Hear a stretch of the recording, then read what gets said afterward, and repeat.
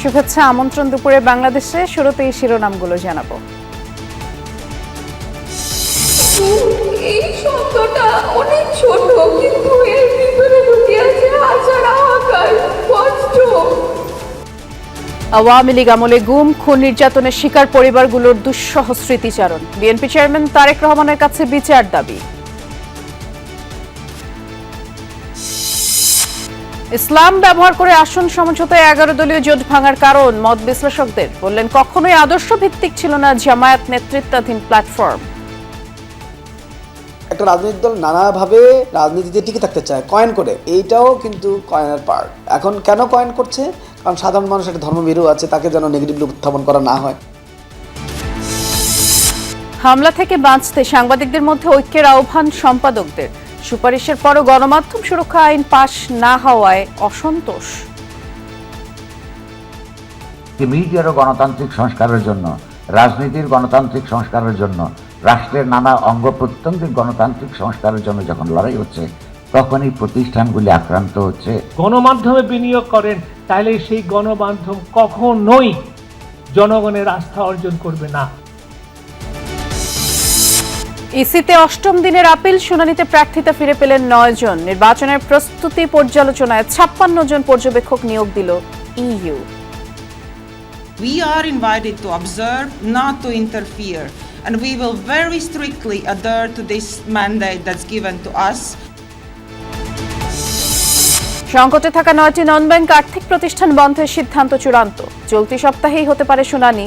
আমানতকারীরা মূল টাকা ফেরত পেলেও মুনাফা অনিশ্চিত। বিসিবির সাথে বৈঠক করতে আজ ঢাকায় আইসিসির প্রতিনিধি। সি গ্রুপ থেকে বাংলাদেশ যেতে পারে বিতে, আয়ারল্যান্ডের জায়গা নিতে পারে টাইগাররা। জুম মিটিং এর পরে এখন ওনারা বলতেছে যে সামনাসামনি বসে আলাপ করতে।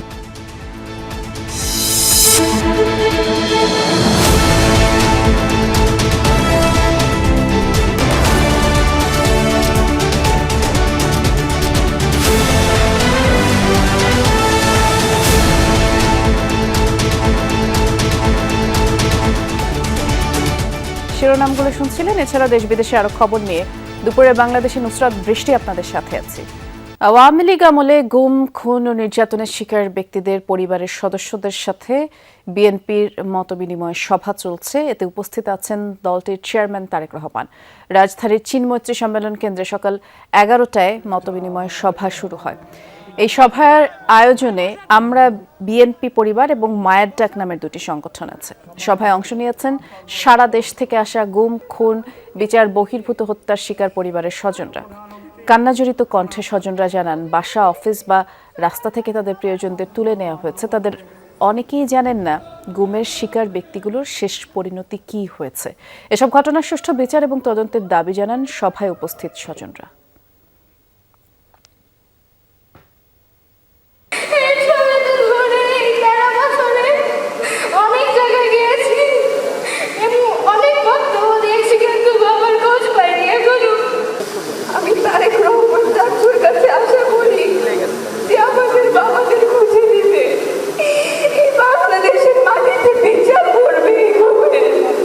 আমাদেরকে ঠিক এমন ভাবে অত্যাচার অবিচার করা হয়েছে।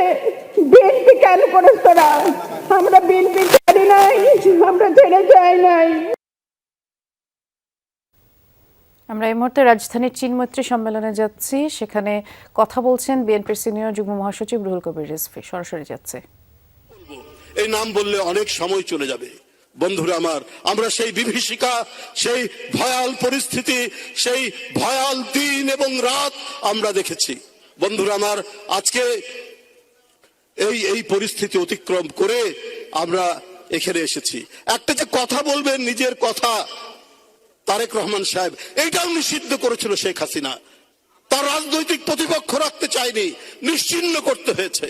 দেশনেত্রীকে একটা ভগ্ন স্তূপের মধ্যে বন্দী করে রেখেছিল, চিকিৎসা দেওয়া হয়নি, তাকে ঠিক মতো তাকে খাওয়া দেওয়া হয়নি, তাকে ঠিক মতো তার যে একজন বন্দীরও যে মানব অধিকার থাকতে হবে বেগম খালেদা জিয়ার, সেটা দেওয়া হয়নি। একদিকে তারেক রহমান সাহেবের তার কণ্ঠের আওয়াজ নিষিদ্ধ, একদিকে তার বন্দী। এর মধ্যে দিয়েই তো আপনারাই এই দলকে, এই দেশকে এগিয়ে নিয়েছেন গণতন্ত্রের পথে। আজকে যতটুকু মুক্তির স্বাদ পেয়েছি 5ই আগস্টের পর থেকে, এটা তো আপনাদের সন্তানদের অবদান, আপনাদের সন্তানের সেই রক্তমাখা শার্ট, সেই শার্টই আমাদের আজকে প্রাণের পতাকা হয়ে আমাদেরকে উদ্বুদ্ধ করে, আমাদেরকে প্রেরণায় আমাদেরকে সামনের দিকে এগিয়ে যায়।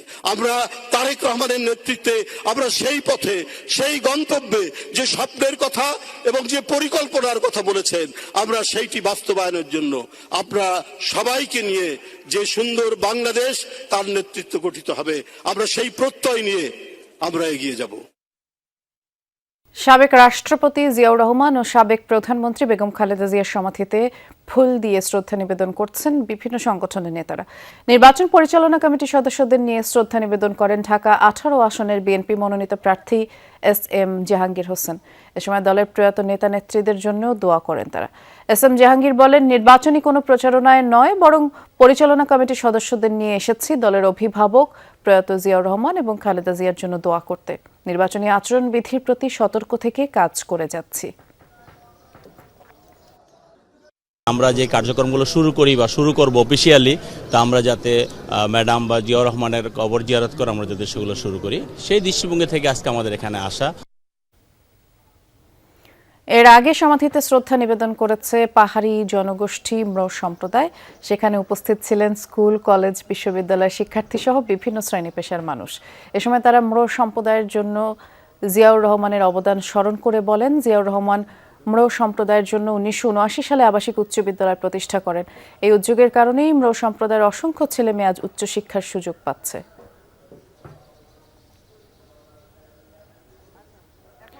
ভোটের মাঠে জামায়াতে ইসলামীর নেতৃত্বাধীন 10 দলীয় জোট কখনোই আদর্শ ভিত্তিক ছিল না, বরং ইসলামকে উপজীব্য করে নির্বাচনী আসন সমঝোতার প্ল্যাটফর্ম হওয়ায় 11 দলীয় জোট ভেঙে 10 দলের জোটে পরিণত হয়েছে বলে মনে করেন রাজনৈতিক বিশ্লেষকরা।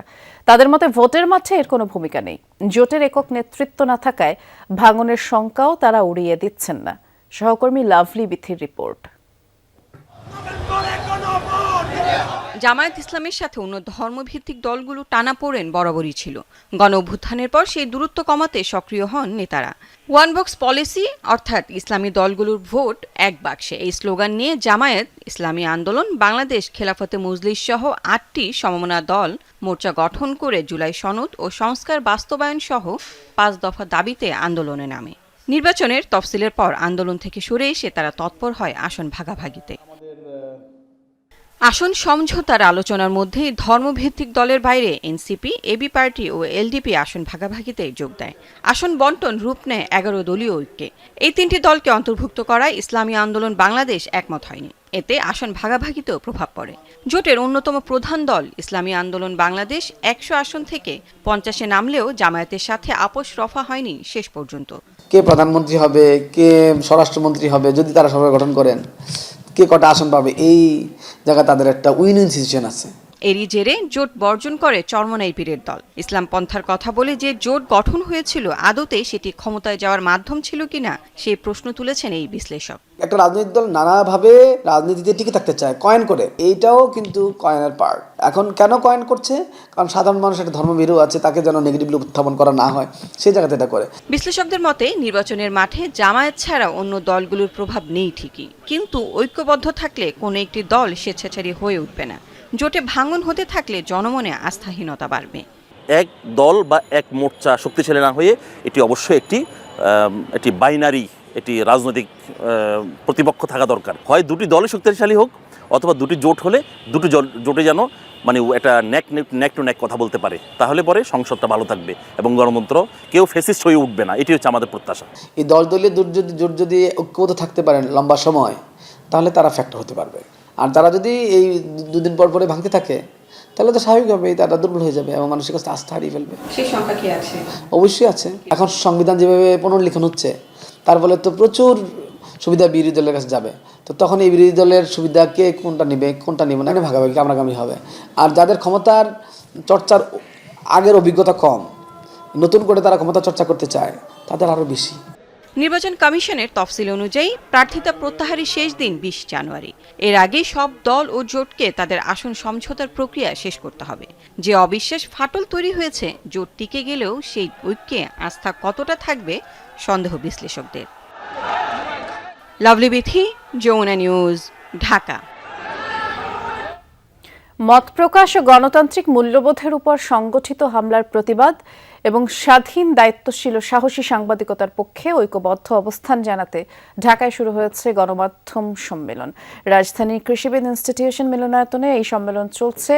নোয়াব সম্পাদক পরিষদ যৌথভাবে এই সম্মেলনের আয়োজন করেছে। গণমাধ্যমের গণতান্ত্রিক পরিবেশ এবং স্বাধীনতা রক্ষা এবং সাংবাদিকদের নিরাপত্তা নিশ্চিত করা, গণমাধ্যম কর্মীদের পেশাগত মর্যাদা অধিকার সমুন্নত রাখার লক্ষ্যেই সাংবাদিকরা তাদের বক্তব্য তুলে ধরছেন। বক্তারা বলেন, ঐক্য সমঝোতা আগামী দিনে খুবই দরকার। কোনো সরকারি সাংবাদিকদের কাছের নয়। দেশ যখন স্বৈরতান্ত্রিক ব্যবস্থা থেকে যখন গণতান্ত্রিক প্রক্রিয়ার দিকে যাচ্ছে, দেশ তখনই গণমাধ্যমের উপরে আঘাত এসেছে। বক্তারা আরও বলেন, একটা পরিবর্তনের মাধ্যমে এখন সময় এসেছে নৈতিকতা সম্পন্ন সাংবাদিকতা করার। আর ব্যবসায়িক স্বার্থে যদি মালিকরা গণমাধ্যমকে ব্যবহার করে, তবে সেটা মানুষ গ্রহণ করবে না। বেলা 1:30 পর্যন্ত এই সম্মেলন চলবে। স্বৈরতান্ত্রিক ব্যবস্থা থেকে একটা গণতান্ত্রিক ব্যবস্থায় যাবার যেটা উৎক্রমণকাল, এমনকি মিডিয়ারও গণতান্ত্রিক সংস্কারের জন্য, রাজনীতির গণতান্ত্রিক সংস্কারের জন্য, রাষ্ট্রের নানা অঙ্গ প্রত্যঙ্গের গণতান্ত্রিক সংস্কারের জন্য যখন লড়াই হচ্ছে, তখন এই প্রতিষ্ঠানগুলি আক্রান্ত হচ্ছে। অন্য ইন্ডাস্ট্রিতে যে বিনিয়োগ করেন, সেই মানসিকতা নিয়ে আপনি যদি গণমাধ্যমে বিনিয়োগ করেন, তাহলে সেই গণমাধ্যম কখনোই জনগণের আস্থা অর্জন করবে না। সংবাদপত্র, সাংবাদিকতা এবং ব্যক্তিগত নিরাপত্তা ইত্যাদি সহ সকল বিষয়ে আমাদের ঐক্য থাকতে হবে, সমঝোতা থাকতে হবে। নির্বাচন কমিশনে চলছে 8ম দিনের আপিল শুনানি। এখন পর্যন্ত 13 জন আবেদনকারী তাদের প্রার্থিতা ফিরে পেয়েছেন। সকাল 10টা থেকে শুরু হওয়া শুনানিতে 20টি আপিলের নিষ্পত্তি হয়েছে। এ সময় নির্বাচনী আচরণবিধি লঙ্ঘনের অভিযোগে ঢাকা 13 আসনের প্রার্থী খেলাফত মজলিসের মামুনুল হককে দেয়া কারণ দর্শানোর নোটিশের জবাব দিয়েছেন তিনি। বলেছেন, গণমাধ্যমে আসা বিভ্রান্তিকর সংবাদের ভিত্তিতেই তাকে শোকজ করেছিল কমিশন। এদিকে এনসিপি নেতা হাসনাত আব্দুল্লাহর কুমিল্লার 4 আসনের বৈধতা বাতিল চেয়ে আপিলের নিষ্পত্তি হবে বিকেলে। শুক্রবারও 2 ঘন্টায় 43টি আপিল নিষ্পত্তি হয়েছে। আর মনোনয়নপত্র ফিরে পেয়েছেন 18 জন, নামঞ্জুর হয় 21টি, আর অপেক্ষমান থাকে 4টি। এখন পর্যন্ত মোট 510টি শুনানির মধ্যে 355টি মঞ্জুর করেছে নির্বাচন কমিশন। বাংলাদেশের একটি দলের প্রধান এবং একটি জোটের অন্যতম শীর্ষ দায়িত্বশীল, সেক্ষেত্রে আমি যদি এই ধরনের হয়রানির শিকার হই, তাহলে আসলে নির্বাচনের ক্ষেত্রে লেভেল প্লেয়িং ফিল্ড কতটুকু থাকবে আছে, সেটা আমাদের জন্য আরো বড় করে একটি শঙ্কার জায়গা তৈরি হলো। ভুয়া অভিযোগ করে এখানে আপিল করেছে, আপিল বাতিল করে আমার মনোনয়নকে পুনরায় বৈধ করেছে। আলহামদুলিল্লাহ। নির্বাচন কমিশনে আমাদের সহকর্মী আল আমিন হক অহন আছেন, তিনি অপেক্ষা করছেন আমাদের জন্য। অহন, আপিল শুনানি কক্ষে আমরা হট্টগোলের খবর শুনেছিলাম, কি নিয়ে গন্ডগোল লাগলো একটু জানাবেন। এখনকার অবস্থা কেমন দেখছেন তাও জানতে চাই। কিছুক্ষণ আগে একটি অনাকাঙ্ক্ষিত ঘটনা ঘটেছে, সেটি আগে জানাতে চাই।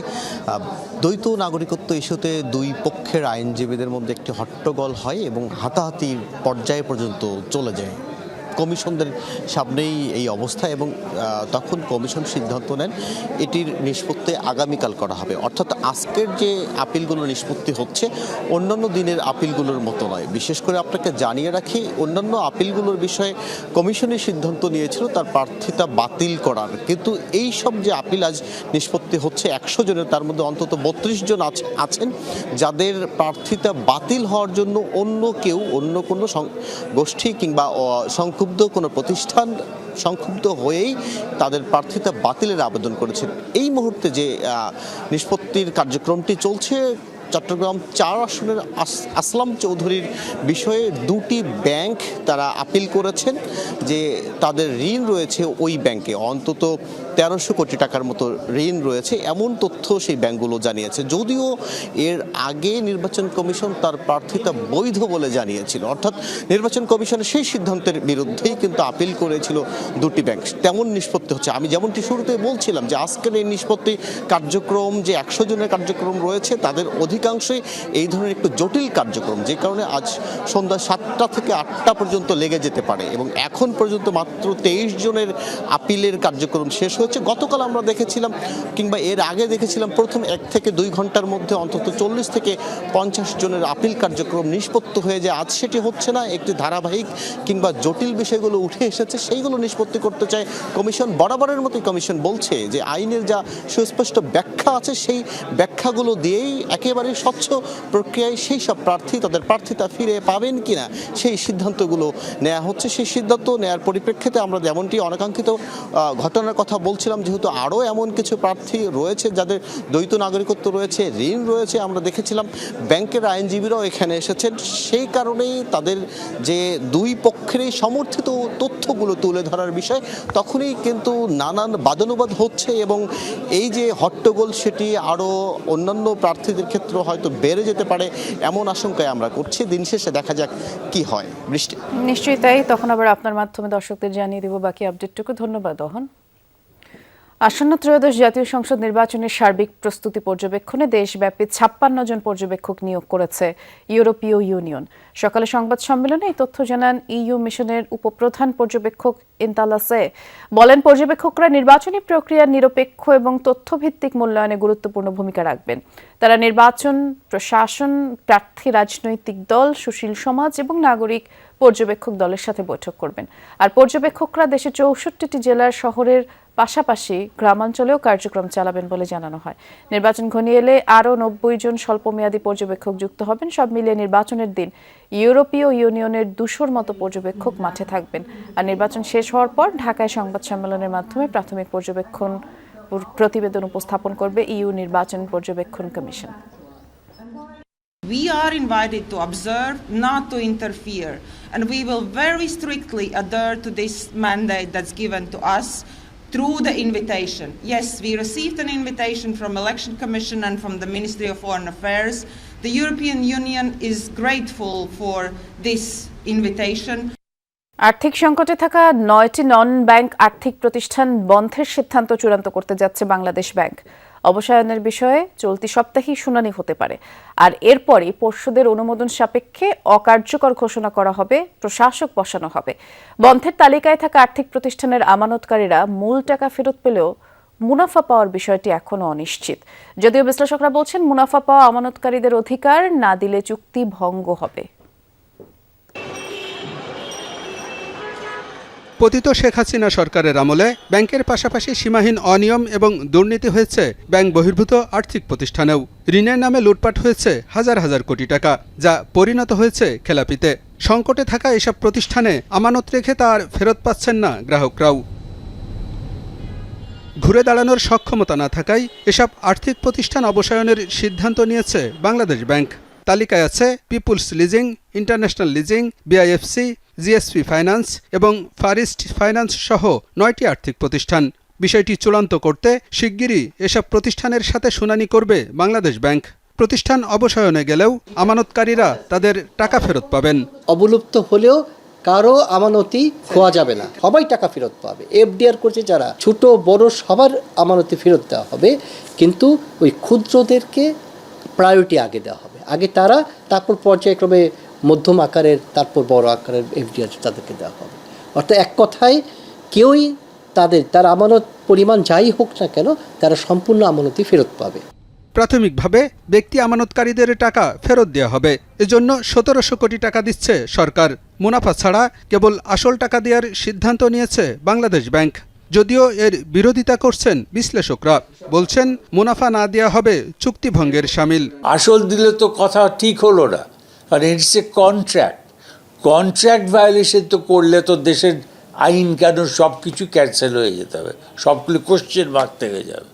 Contract violation is not acceptable two anyone at all. তো কন্ট্রাক্টে যদি বলা থাকে নির্দিষ্ট হারে প্রফিট দিতে হবে বা সুদ দিতে হবে, সেটা তাকে দিতেই হবে। হ্যাঁ, তুমি বলতে পারো আমি এখন আসল দিলাম, পরে ওইটাকে দিব ডিলেট পিরিয়ড করে, সেটা পসিবল। প্রতিষ্ঠান বন্ধের আগে যারা লুটপাটের সাথে জড়িত তাদের বিরুদ্ধে ব্যবস্থা নেওয়ার পরামর্শ বিশ্লেষকদের।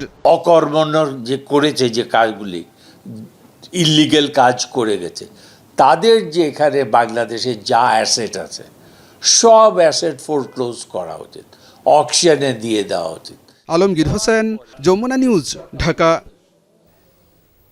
গত 15 বছর দেশে হিসাব রক্ষণের কারচুপির মাধ্যমে বিপুল অর্থ পাচার ও লুটপাট হয়েছে বলে অভিযোগ করেছেন পররাষ্ট্র উপদেষ্টা মোহাম্মদ তৌহিদ Hossain.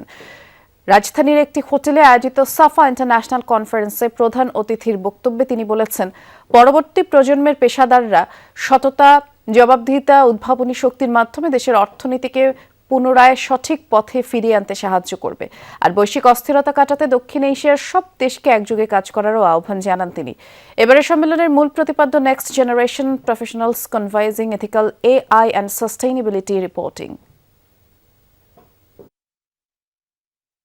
We all are aware that for 15 years, a humongous amount of money had been siphoned off from our country. Much of it was done in what I would say bank robbery in broad daylight. But a significant part was also the result of manipulation of accounting.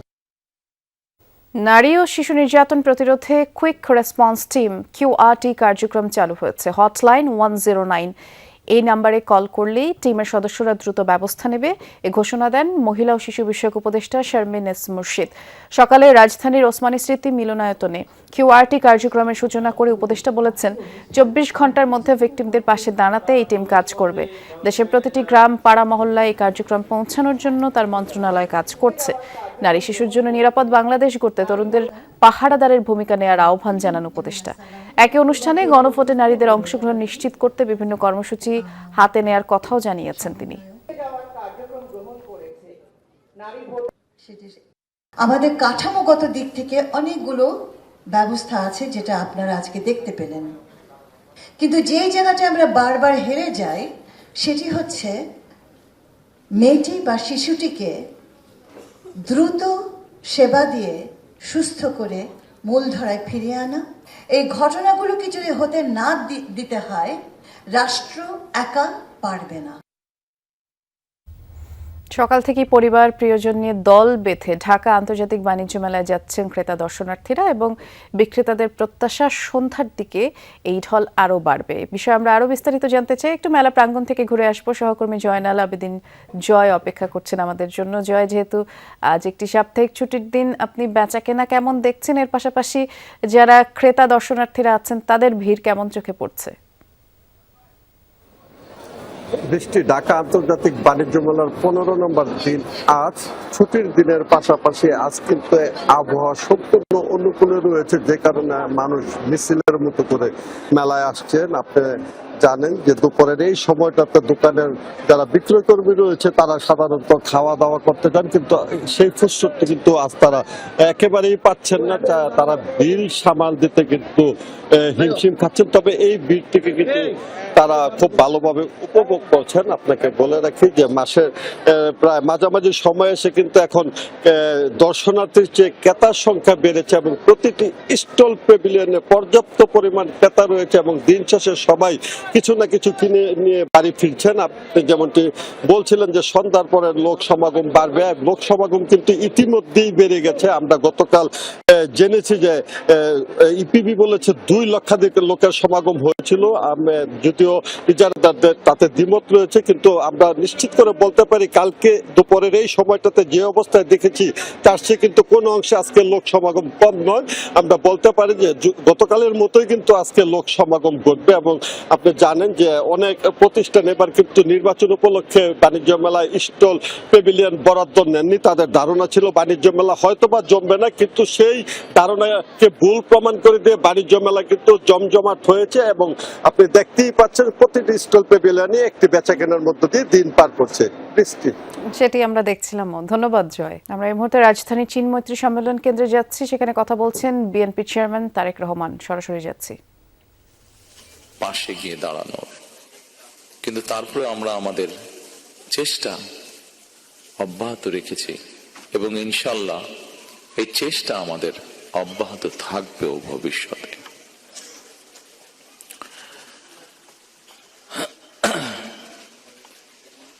প্রিয় স্বজন হারা পরিবারের সদস্যবৃন্দ, ফ্যাসিবাদী শাসন আমলে আমাদের হাজার হাজার নেতাকর্মীকে অত্যাচার, নির্যাতন, হত্যা করা হয়েছে। হাজারেরও মতন নেতাকর্মীকে হতে হয়েছে গুমের শিকার, যার কিছু অংশের পরিবার আজকে এখানে হাজির আছেন। সারা দেশে ফ্যাসিবাদ বিরোধী আন্দোলনের সময় শুধুমাত্র বিএনপির নেতাকর্মীদের বিরুদ্ধে 1.5 লক্ষেরও বেশি মিথ্যে মামলা দায়ের করা হয়েছিল, যার বোঝা প্রায় 60 লক্ষের মতন নেতাকর্মীকে বয়ে বেড়াতে হয়েছে। এর ভেতরে লক্ষ লক্ষ নেতাকর্মী বছরের পর বছর, মাসের পর মাস, সপ্তাহের পর সপ্তাহ, দিনের পর দিন ঘরবাড়ি ছাড়া থাকতে হয়েছে, স্বজন হারা থাকতে হয়েছে, স্বজন থেকে দূরে থাকতে হয়েছে। এসব বিভীষিকাময় দিনের বা রাতের অবসান হয়েছে। বাংলাদেশের মানুষ গণতন্ত্রের পথে হাঁটতে শুরু করেছে। যেসব মানুষরা তাদের স্বজন হারিয়েছেন, যেসব মায়েরা তাদের সন্তান হারিয়েছেন, যেসব বোনেরা তাদের স্বামীকে হারিয়েছেন, যেসব সন্তানেরা তাদের পিতাকে হারিয়েছেন, তাদের সত্যিকারভাবে যদি বলতে হয়, আসলে আপনাদেরকে সান্ত্বনা দেওয়ার মতন ভাষা বোধহয় আমাদের কাছে নেই।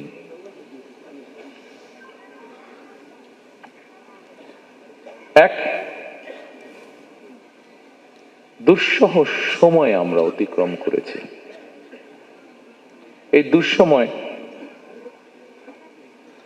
এই মঞ্চে দাঁড়িয়ে আজকে এমন কয়েকজন সন্তান তার কষ্টের কথাটি উল্লেখ করে গেছেন, যে সন্তান একদিনের জন্যও তার পিতাকে হয়তো বা পিতার মুখকে হয়তো দেখার সুযোগ পান নাই, তেমন সন্তান আজ আমাদের ভেতরেই আছে উপস্থিত।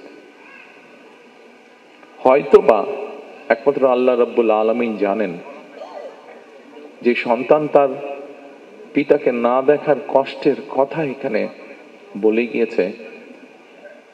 আমরা জানি না, একমাত্র রব্বুল আলামিন জানেন সেই সন্তান তার পিতাকে আবার কোনোদিন দেখবে কিনা। অনেক সন্তান এখনো অপেক্ষায় আছেন। আমি এখানে ঢোকার সময় মায়ের ডাকের পক্ষ থেকে কতগুলো ফটো এক্সিবিশনের মতন এক্সিবিট করা হয়েছে ওখানে। সেখানে একটি ছবি দেখেছি, সেই ছবি থেকে আমার মনে হয়েছে আমার মনের সাথে সেই ছবিটি মিলে গেছে মনের কথার সাথে। অনেক সন্তান এখনো অপেক্ষায় আছে যে তাদের সেই গুম বা হারিয়ে যাওয়া, যেভাবে বলি গুম হয়ে যাওয়া পিতা হয়তো এখনো হঠাৎ করে তাদের দরজায় এসে কড়াতে নাড়বে। অনেক মা হয়তো এখনো অপেক্ষায় আছেন তার গুম হয়ে যাওয়া প্রিয় সন্তানটি হঠাৎ করেই মায়ের সামনে এসে হাজির হয়ে মা বলে ডাকবেন।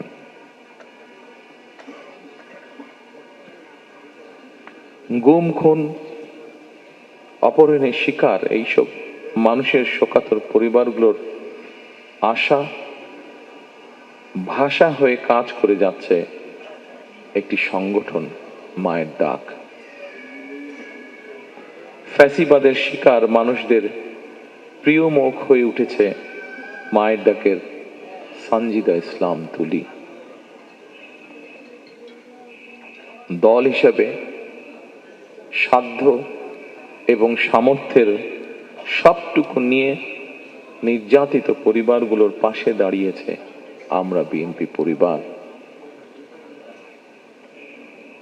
প্রিয় স্বজনহারা পরিবারের সদস্যবৃন্দ, ১.৫ শতকেরও বেশি সময় ধরে ফ্যাসিবাদ বিরোধী আন্দোলনের তীব্রতা কখনো কখনো হয়তো কিছুটা স্তিমিত হয়েছে, কিংবা আন্দোলন কখনো তুঙ্গে উঠেছে, এবং এই আন্দোলন করতে গিয়ে বছরের পর বছর ধরে অসংখ্য গুম খুন, অপহরণ, মিথ্যা মামলার হয়রানি, নির্যাতনের পরও বিএনপির একজন নেতাকর্মীও কিন্তু রাজপথ ছাড়েনি। একই পরিবারের এক ভাই গুম হয়েছে, আরেক ভাই গিয়ে তার জায়গায় পরের দিন রাজপথে আন্দোলনকে আরো তীব্রতর করার প্রতিজ্ঞার শপথ নিয়ে দাঁড়িয়ে গিয়েছে। কৌশলের নামে গুপ্ত কিংবা সুপ্ত বেশ ধারণ করেনি বিএনপির কর্মীরা। আমি বিশ্বাস করি, দৃঢ়ভাবে বিশ্বাস করি, যে দলের নেতাকর্মীরা অন্যায়ের বিরুদ্ধে এ ধরনের আপোষহীন ভূমিকা রাখতে পারে, সেই দলের বিরুদ্ধে ষড়যন্ত্র কিংবা অপপ্রচার চালিয়ে কেউ এই দলকে দমন করে রাখতে পারবে না ইনশাআল্লাহ। ফ্যাসিবাদী আমলের নির্যাতনের শিকার আমার সামনে বসা হাজারো প্রিয় মুখ, আপনাদের আত্মত্যাগ, আপনাদের বুক ভরা কষ্ট, আমরা যারা আজ পেছনে রয়ে গিয়েছি, আমরা আমাদের সর্বশক্তি দিয়ে চেষ্টা করব যাতে এটি বৃথা না যায় ইনশাআল্লাহ। ফ্যাসিবাদ বিরোধী আন্দোলনে যারা গুম হয়েছেন, যারা শহীদ হয়েছেন, তাদের প্রতি আগামী দিনের গণতান্ত্রিক যে রাষ্ট্রের আকাঙ্ক্ষা আমরা দেখছি, সেই গণতান্ত্রিক রাষ্ট্র এবং সরকারের অবশ্যই অনেক অনেক দায় এবং দায়িত্ব রয়েছে। রাষ্ট্র কখনোই আপনাদেরকে ভুলে যেতে পারে না। সকল শহীদদের আত্মত্যাগকে জনমনে স্মরণীয় করে রাখতে আগামী দিনে বিএনপি কিছু পরিকল্পনা গ্রহণ করেছে।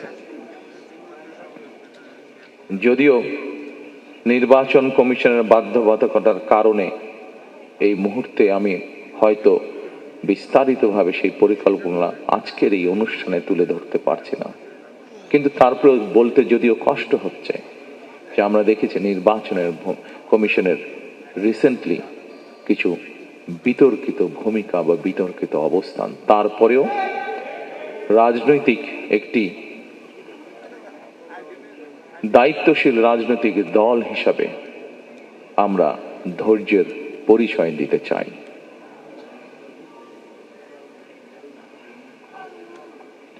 তবে প্রজন্ম থেকে প্রজন্ম ধরে গণতান্ত্রিকামী মানুষ যেন এই শহীদদের বা এই গুম হয়ে যাওয়া সদস্য, এখনো যাদের অপেক্ষায় আমরা আছি, এখনো যাদের অপেক্ষায় পরিবাররা রয়েছে,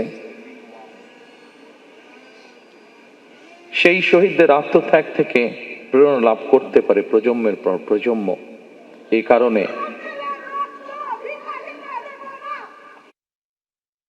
বাংলাদেশ ক্রিকেট বোর্ডের সাথে আলোচনা করতে আজ ঢাকায় আসছে আইসিসি প্রতিনিধি দল।